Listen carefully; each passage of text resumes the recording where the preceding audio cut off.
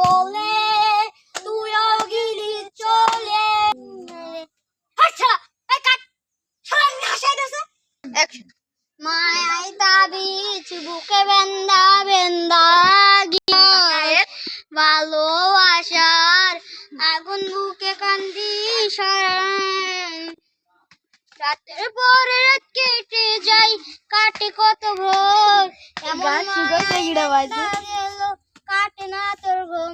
মায়াই তাবিজ বুকে বান্দা বেন্দা গেল ঘর, ভালোবাসার আগুন বুকে কান্দি সারা রাত।